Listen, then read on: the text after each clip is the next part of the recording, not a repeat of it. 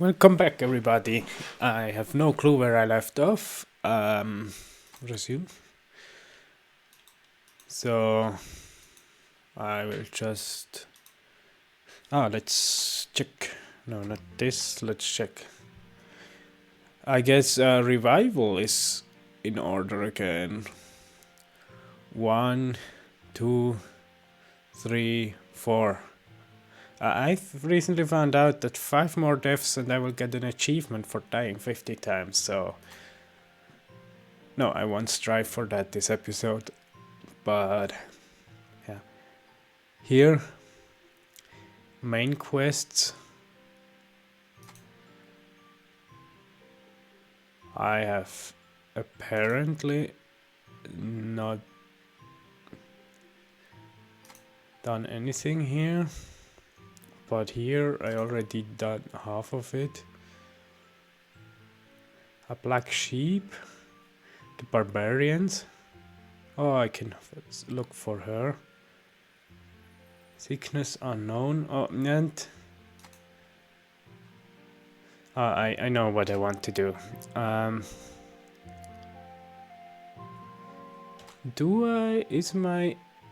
Is this host dead? This house is indeed dead. I guess. Then I will have to revive them a bit.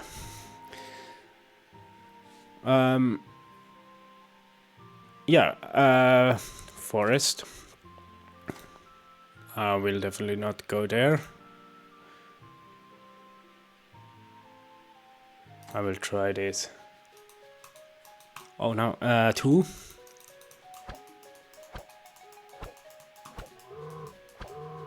So W, no, not W.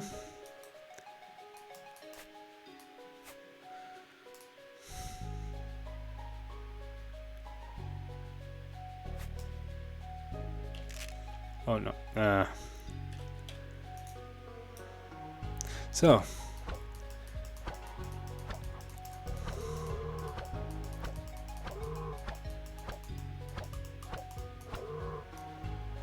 and now to the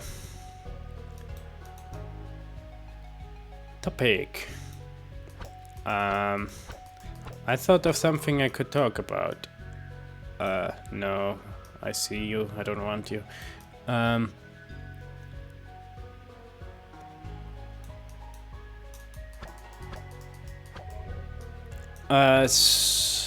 thought of some, but now I have to. Oh yeah, exactly. I noticed that some people say that I envy a person for their character trait. Let's say, for example, let's just take an example of mine. I am very bad at optimizing stuff. So let's take school as an example.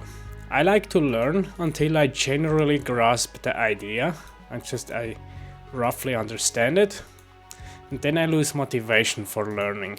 And so people think, since I understand everything so nicely in a conversation, that I'm good.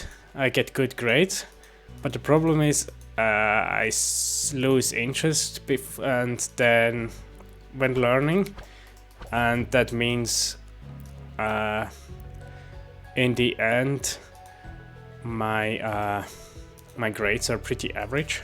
Like, I mean, I still managed to get a bachelor and now I'm on my master, so it's not bad being average, but I mean I'm less skilled oh, I can't pick up this stick.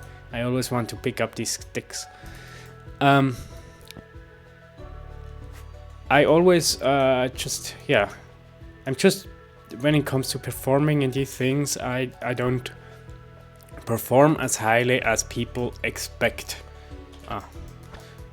which is not a problem, but it's something I've noticed. How long is the freezing? Is there a timer somewhere? No, there is. I've not found it. Yeah. And now, let's now say I envy people who are good. Yeah, and basically what I wanted to say with optimizing, people are good at optimizing their grades. Like they know what to learn, how they are good at insisting on learning and repeating and doing stuff until they are very good at doing the grade, and sometimes as soon as the exam is over they forget half of it again. And my advantage is because I only learn to the point I'm actually interested in it, I remember more, I remember percentage-wise, I remember more of what I've learned at school than other people who are good at optimizing for good grades. And another place where this plays out is, for example, game development. In case you know, I made a game dev video, and I made full 6 episodes of it, and then I started my master's, so yeah. And there in that, I have to pay attention about the time. And there, my goal was basically to just use Pygame, which is a very simple programming language and programming environment. And I just want to understand all the concepts that go into making a game, like creating the buttons myself, creating the maps myself, creating everything myself. So that was the goal. And so learning was basically the goal and not optimizing. Like, for example, I'm pretty sure, or if it's for some reason turns out to be a game that gets a large following, then I think I could push through and bring it to a workable point. Oh, sorry, I scared those mushrooms. I probably could get it to a workable degree. What is this? I think I will die there. I won't go. And I could eat some pumpkins. Over there. So yeah, I could. At work, I managed to actually finish the projects to the point which I have to. But it's in my free time projects, I don't.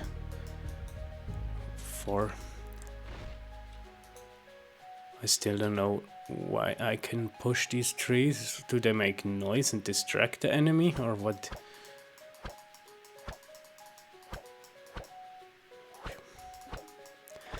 Yeah. Anyways, in free time projects, I'm bad at completing stuff, or even starting, going beyond just the idea. And now I know people who are the other way around. Like, they can sit for hours on a project. For example, I don't remember anymore which game it was, but like there are some people who build entire voxel engines on the GPU on their own. They learn Falcon and whatever, and that's interesting. I love watching their game devs, but one reason why I chose Pygame was because I knew that I can with Pygame I can just take a break of indefinite amount of time, or at least let's say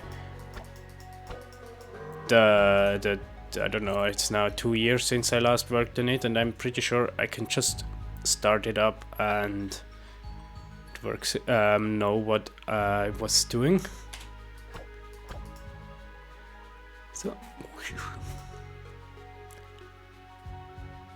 So that's the advantage of Pygame. When it comes to Vulkan, or even C++ or everything else, I couldn't do that. And so I didn't didn't develop the game in that language.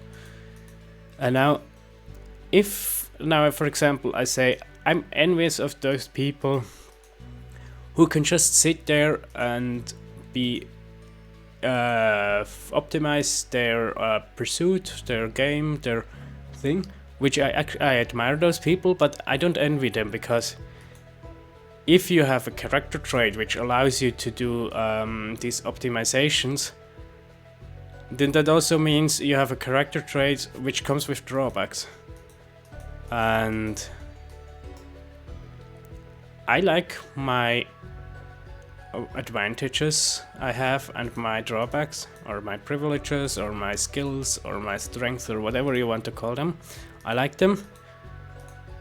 And I also don't mind my weaknesses, my drawbacks, my victim points, I don't know what you want to call them. And so if if you say I envy a very successful person, like let's say I envy Elon Musk for his skills in starting new companies, being so interested in so many things and whatever, then yeah, but do you want his drawbacks too, his character flaws? I don't. I'm happy with mine. And so it's basically either you should envy the whole package, or you should envy, or you shouldn't envy the whole package, but not just, yeah, I want his strengths, but not his drawbacks, not his weaknesses. Too.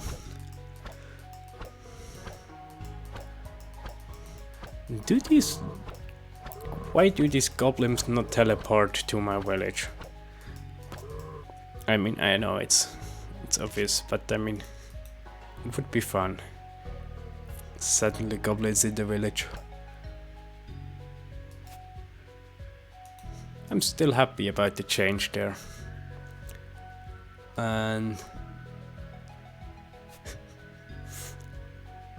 next, so yeah.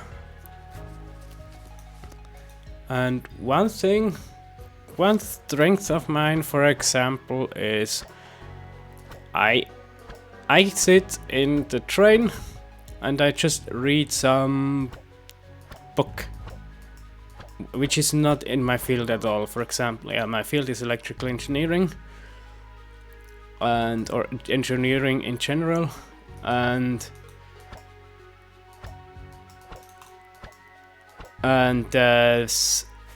the last book I finished reading was about archaeology, like the Neolithics, first farmers here of Europe. And I just read through this book while on the train, and few people actually do it. I mean, I don't know why they don't do it.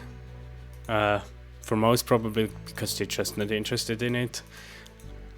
But there are people who I've talked to who say they think it's admirable that I can read books like this, that I still read even as an adult.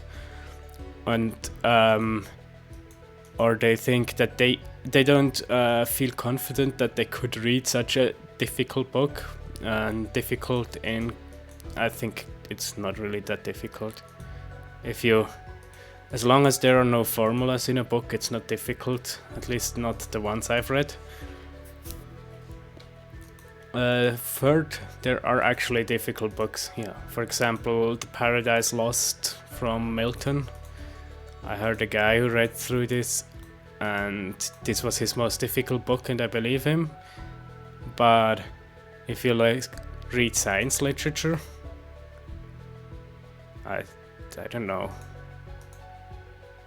I have no clue about archaeology, and I could understand everything. I actually, archaeologists are very multidisciplinary people. I mean, electrical engineering is already a broad topic, but archaeology is like, yeah, then electrical engineering pales in comparison when it comes to just the broad applicability and the knowledge of the various different fields you are required to have.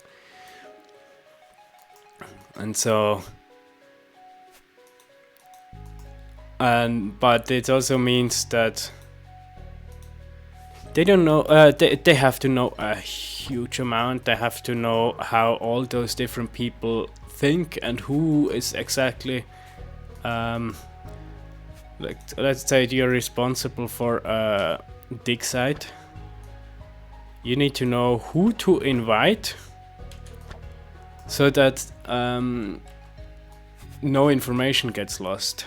I mean, you need to know soil experts. You need to know dentists for guessing the people's age, and you need to know all the cultural things of the certain time. You need to know how to do radiocarbon dating and everything. It's such a wide, and if you make any mistake, you make all the other people's job much harder. So it's a very difficult field to be proficient in.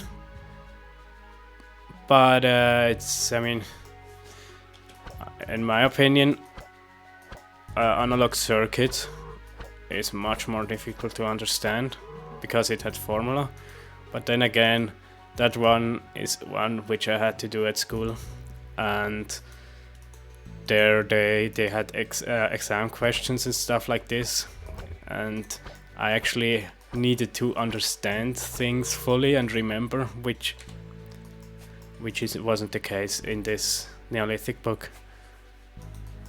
So yeah, but I finished that. It was a very interesting read.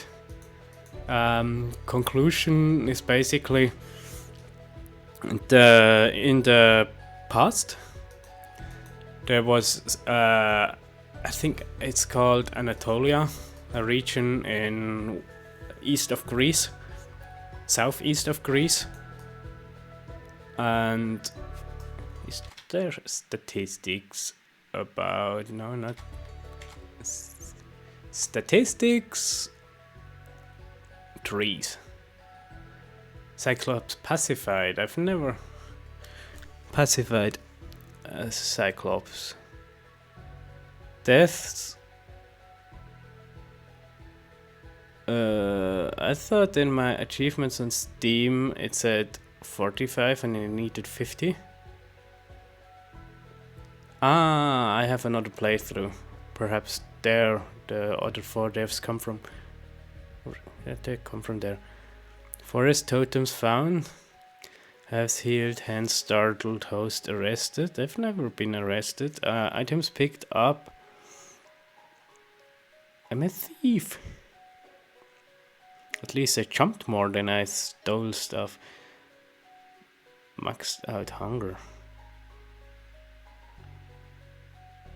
Mini bosses killed 0. Most status have 2.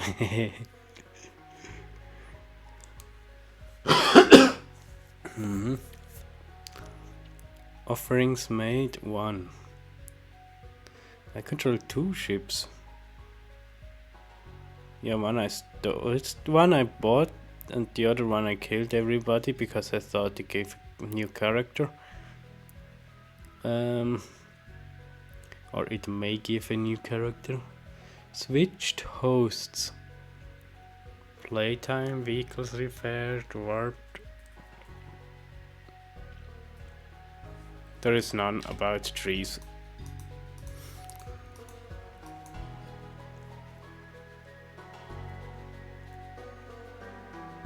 Yeah. Anyways, back to Neolithic. Where are the monsters? The content of this book is basically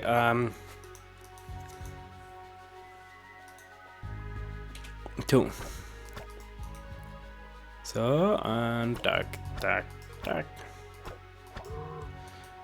He was just accepting his fate.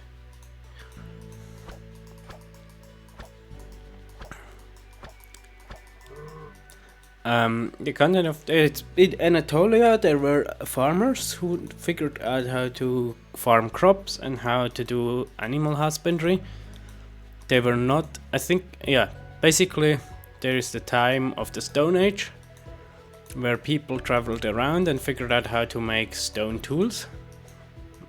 Then there was the Mesolithic, which was basically the nomads which herded animals.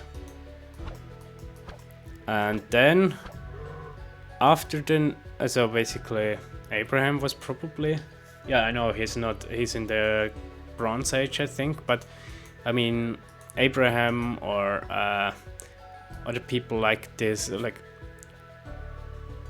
no, Muhammad wasn't. Yeah, certain Arabs are also nomads. Those are basically, or Mongolia, I think they still have nomads. And the reindeer herders of the Samis, like those from Finland, the native people from Finland, those are possibly also these people. Where? No.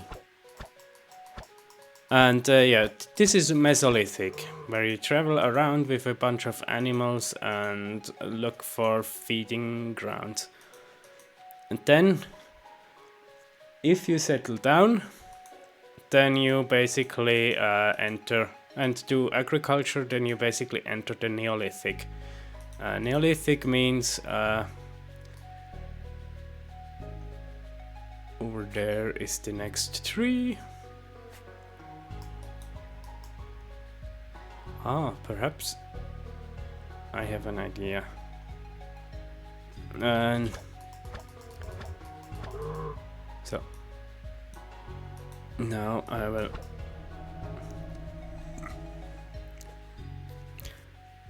resume. Let's speak with this.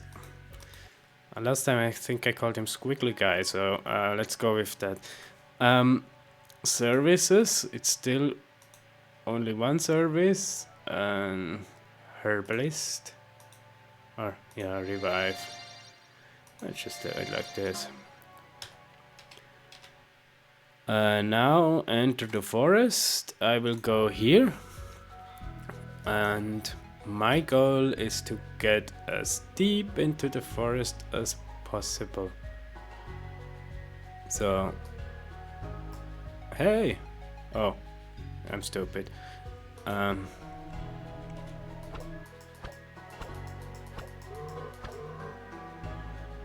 W. Since I'm here, I can already take their soul essence. For some reason, I have a running nose every time I record, because it now. First, I had a long running nose for a long time, and then it stopped for a month, and then now, in this week where I wanted to record, it came again. So now my goal is to get as deep into this forest as possible. And I want to go this one because this one is the simplest one, and in case something is in case it gets tough, it's the challenge, I assume, is easier. So let's go there.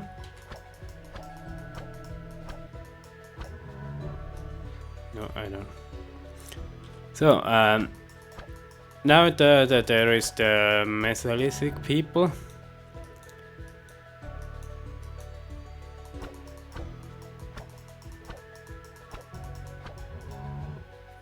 and the book wasn't about the Mesolithic people, it was about Neolithic.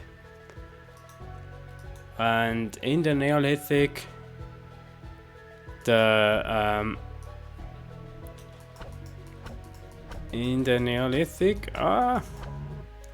now I have to eat.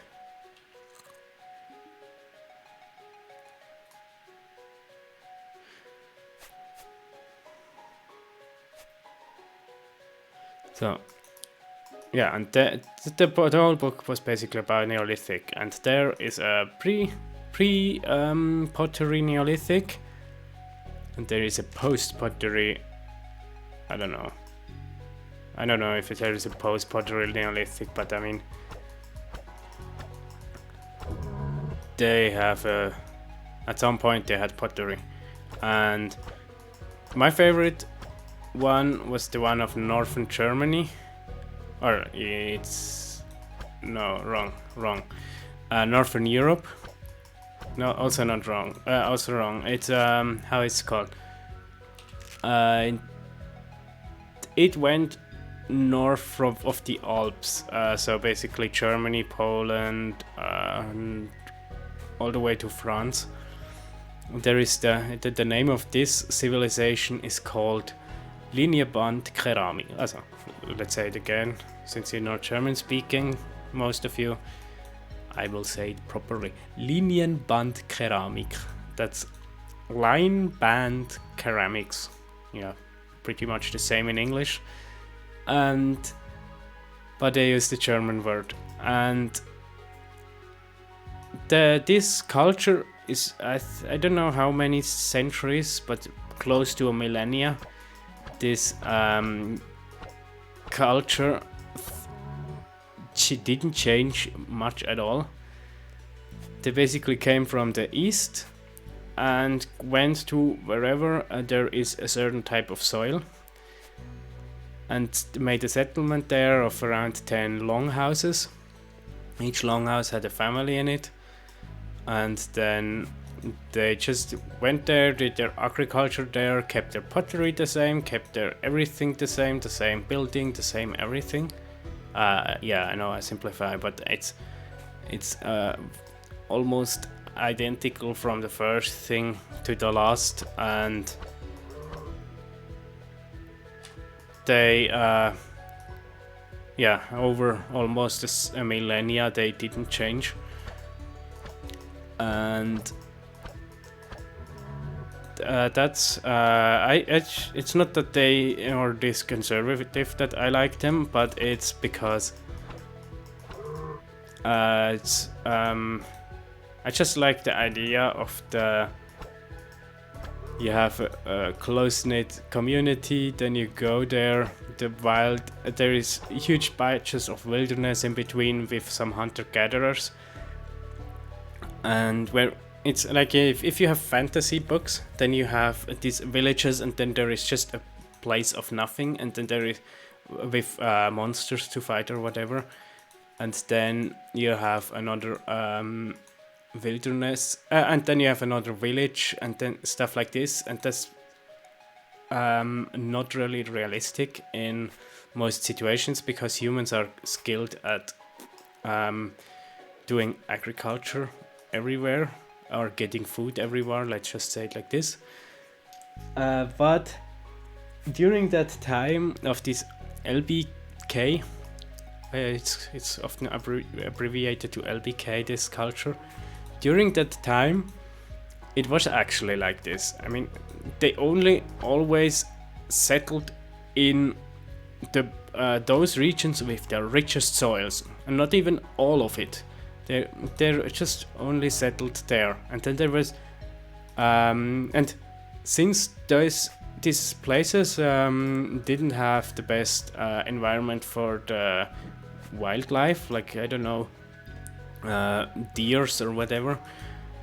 The hunter and gatherers were not there, so it's like the hunter gatherers were in one place of the country, and then in a completely geologically different place there were these farmers, and they were not isolated. I mean, they probably were to some point, to some degree, but they all used, I think, flint from the same mines, like the whole.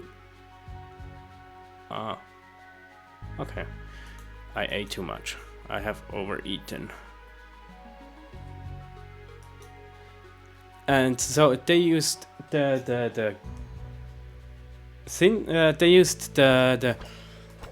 the flint from the same mines, which means where is the mouse? I can't see the mouse. Here it's mouse. W again and again. Soon I have to switch to apples.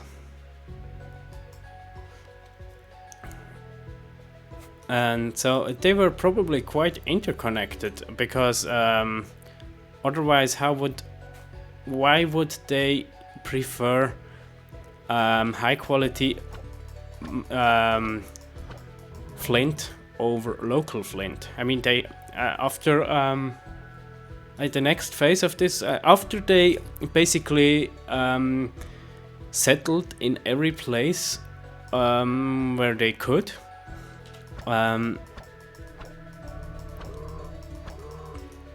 after they settled everywhere they could, they decided to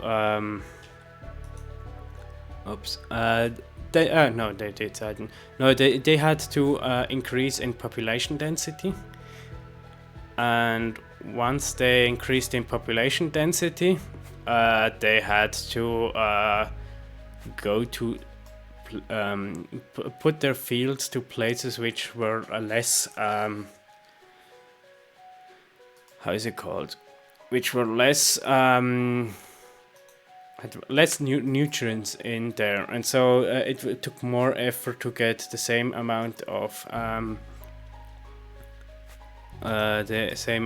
food out of it, and that probably increased conflicts. I think they started to see more wounded people or wounded by human hands, and so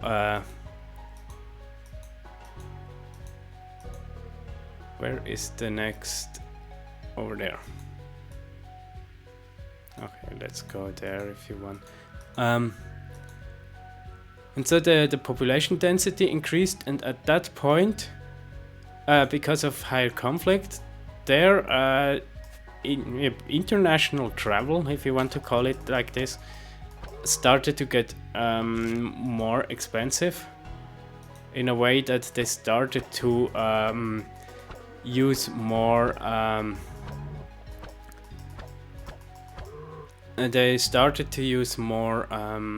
how is it called? Yeah, I'm still halfway occupied with what I do in the game, and I'm not good at multitasking. And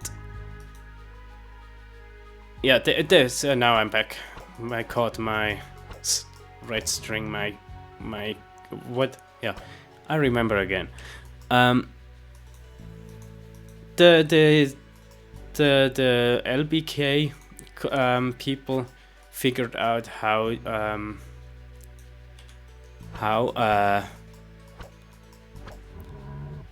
they figured out how no, sorry, I was still distracted.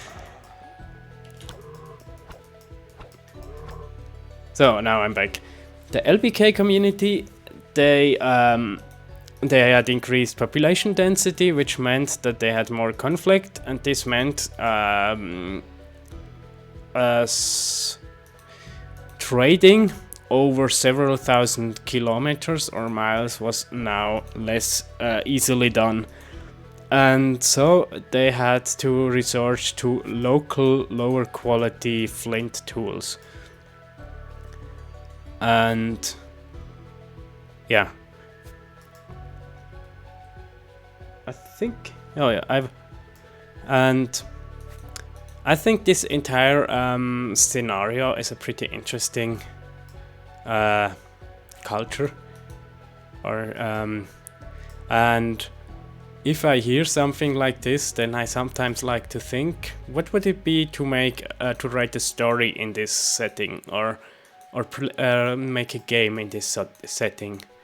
And in this case, I think I would rather make a game like is story driven, which tries to imagine some world where you have like these villages, and then there's just nothing in between, or just wilderness, and you basically, there are these longhouses of these the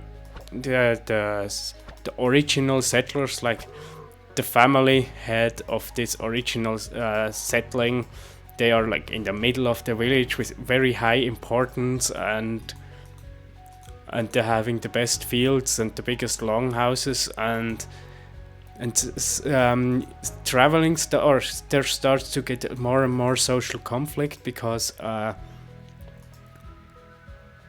because you of course have more conflict if you have more people, and having a story in such an environment would be really cool. But as I told in the beginning, I'm not a person who is.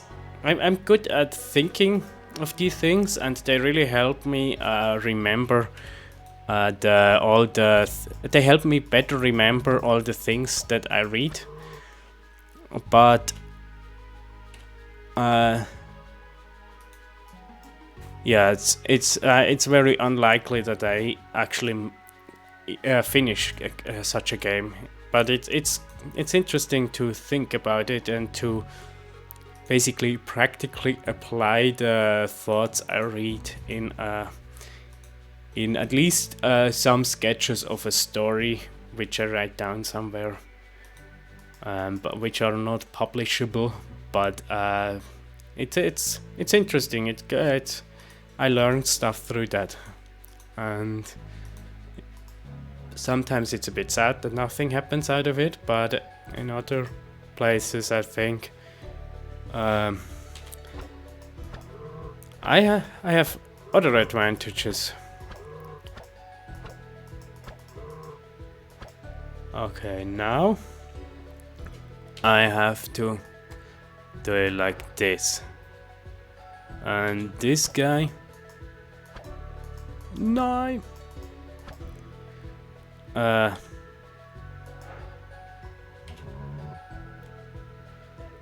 Now W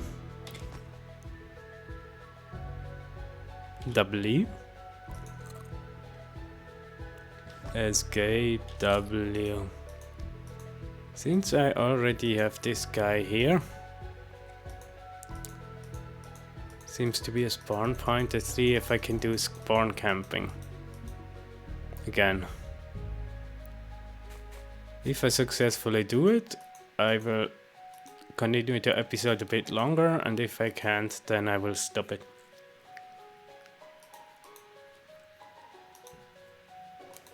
But yeah, and by now I view those story ideas and game ideas and whatever, I view them more as a intellectual tool of writing a mini essay so that I can better remember or better process the ideas, and with that I can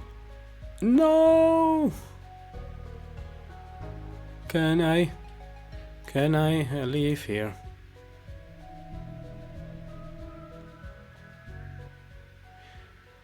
Okay. Okay, let's see. Yeah, I wanted to say with these thoughts, I don't really intend on making anything out of them, and I just treat them as applying my new ideas in a way that I can better remember them or better contextualize them.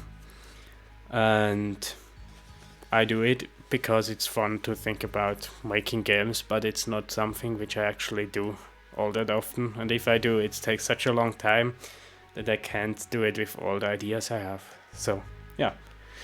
Anyways, goodbye until next week, where we talk about perhaps something else, hopefully.